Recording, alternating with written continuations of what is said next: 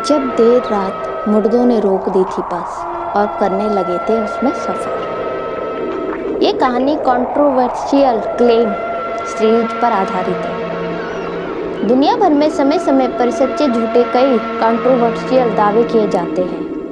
कई दावे तो ऐसे हैं जो आज भी दुनिया के लिए एक पहेली है।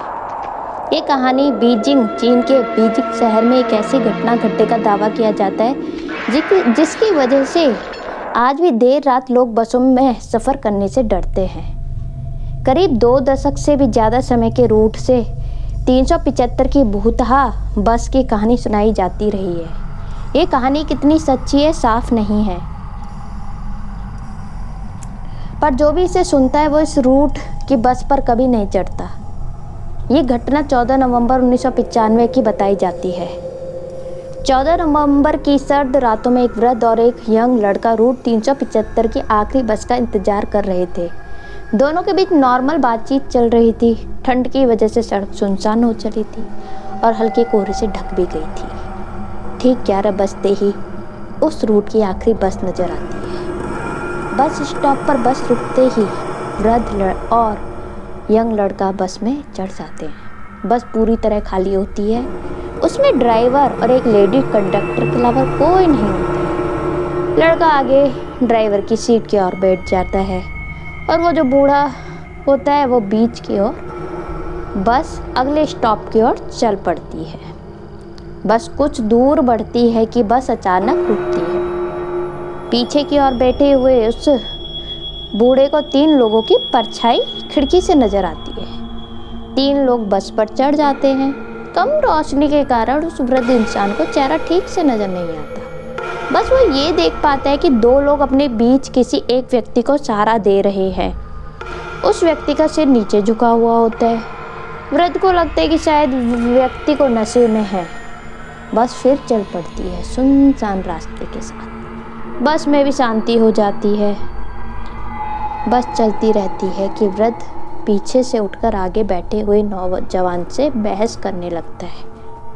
ये वही लड़का था जो उसके साथ बस स्टॉप पर खड़ा था। वृद्ध की बदतमीजी से लड़का तिलमिला उठता है और बात हाथापाई तक आ जाती है।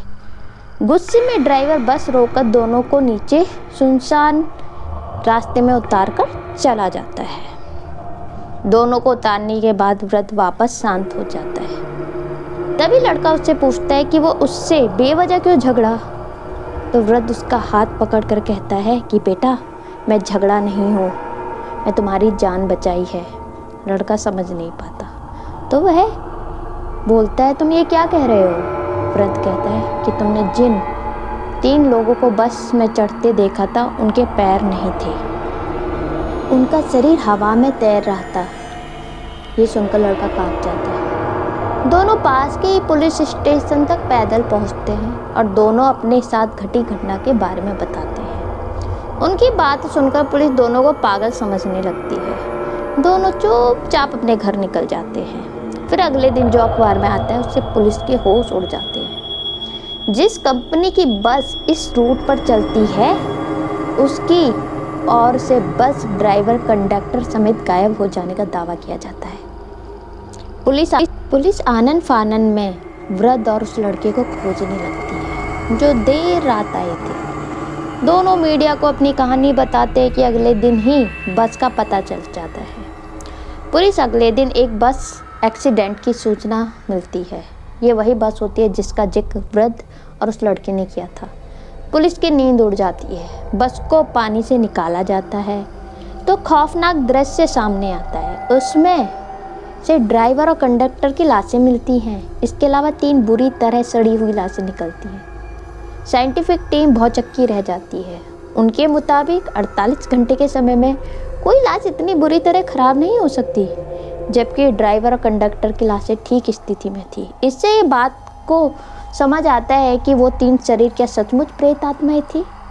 इतना ही नहीं, दावा ये भी किया जाता है कि जब पुलिस ने बस की जांच की तो उसमें फ्यूल टैंक में डीजल की जगह खून भरा। ये देख पुलिस विभाग भी परेशानी में पड़ जाता है। उन्हें भी लगने लगा कि उस वृद्ध और लड़के ने जो कहानी सुनाई थी वो सही थी। सबसे खौफनाक बात ये थी कि बस आखिरी स्टॉप से 100 किलोमीटर आगे जिंगशान शहर के पास एक नदी में मिली थी, जबकि रिपोर्ट्स के मुताबिक बस इतना डीजल था ही नहीं कि वो 100 किलोमीटर का सफ़र तय कर सके। तो क्या वो सच में प्रेत आत्माओं की बस थी जो लोगों को मार देती थी? यही सब चीज़ें आज भी पहेली बनी हुई है, और ये सिर्फ एक मनोरंजन के लिए कहानी सुने, किसी अंधविश्वास को बढ़ावा के लिए ये कहानी नहीं कही गई है। पर हाँ, ये आज भी इस रूट पे बोला जाता है कि बस 375 आखिरी बस इंतज़ार करती है। ये कितनी सच है कितनी झूठ है तो कुछ नहीं पता, बट हाँ कुछ पहेली सी है जो कभी सुलझी नहीं, अनसुलझे रहस्य की तरह अनसुलझी कहानी है। तो अगर आपको मेरी ये कहानी पसंद आई हो तो like, share, comment and subscribe करें और मेरे चैनल को सपोर्ट करें। आगे आपको और भी अच्छी अच्छी कहानियाँ सुनने को मिलेंगी। Thank you.